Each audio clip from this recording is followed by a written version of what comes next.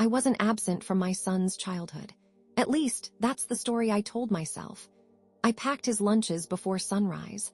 I paid for every school trip. I never missed a tuition payment. But when I found a box of his childhood drawings at 81 years old, I realized there are many ways for a mother to disappear. If you stay with me, I'll tell you why a handful of crayon pictures broke my heart more than any cruel words ever could. I spent 4 decades believing I had worked for my son. In the end, I discovered I had worked around him. My name is Helen. For 38 years, I worked as a hospital administrator. People admired my discipline. I was the first woman in my department to become director. I wore pressed suits, carried 2 planners, answered phone calls during family dinners because I believed every problem at work needed me immediately. Everyone congratulated my success. No one counted what it quietly asked me to leave behind. My son, Adam, was born in 1979. The day I returned to work after maternity leave, I kissed his forehead and whispered, "I'm doing this for us." I believed it with all my heart. Every promotion meant longer hours. Every raise meant fewer evenings at home. When Adam asked if I'd come to his school play, I'd answer, "I'll try." Children don't hear the word try. They only remember whether the seat was empty. By the time he turned 10, he stopped asking. That should have frightened me.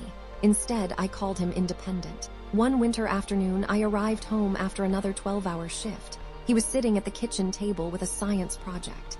"Can you help me?" I glanced at the clock. "I have one more report to finish. It'll only take a few minutes." "I know. It always does." I carried my briefcase upstairs. When I came back an hour later, he had finished the project by himself. He smiled politely. "I figured it out." He stopped asking for help after that. When he graduated from high school, I stood proudly in the front row. People smiled at me. "You must be so proud." I was, but looking back at the photographs, I noticed something strange. Adam smiled for everyone else, not for me. After college, he accepted a job 3 states away. He called on holidays, visited once or twice a year. He was never rude, never angry, just careful. Like someone visiting a relative instead of coming home. I blamed distance, work, adult life, anything except the truth. 3 years ago, Adam died unexpectedly from a heart attack at 51. No parent should outlive their child, no matter how old either of them becomes. After the funeral, I couldn't bring myself to sort through the boxes he had stored in my attic. Last autumn, I finally did. There were baseball trophies, old textbooks, a broken toy robot. Then I found a thin cardboard folder with his name written in shaky childhood handwriting. Inside were dozens of drawings.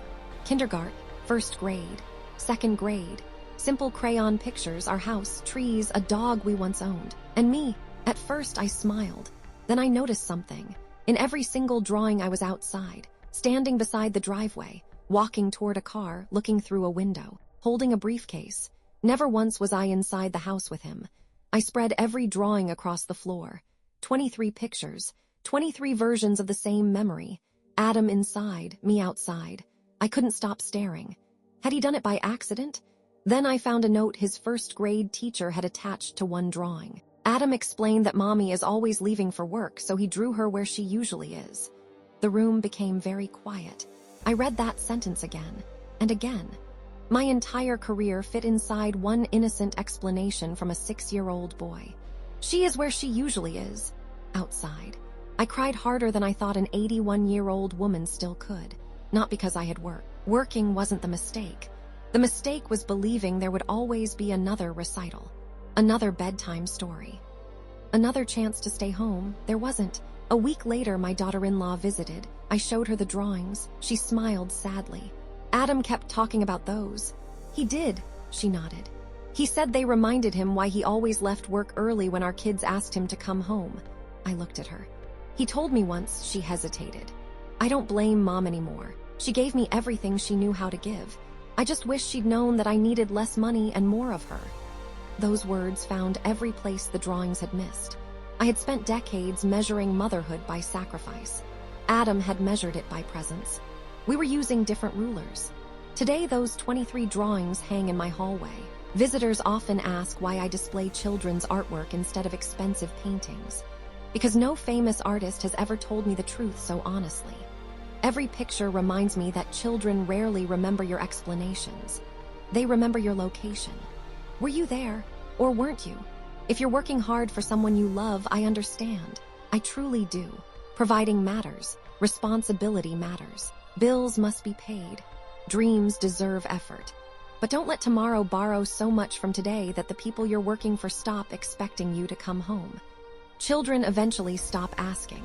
Not because they stop needing you, because they stop believing you'll say yes. I still look at those drawings every morning.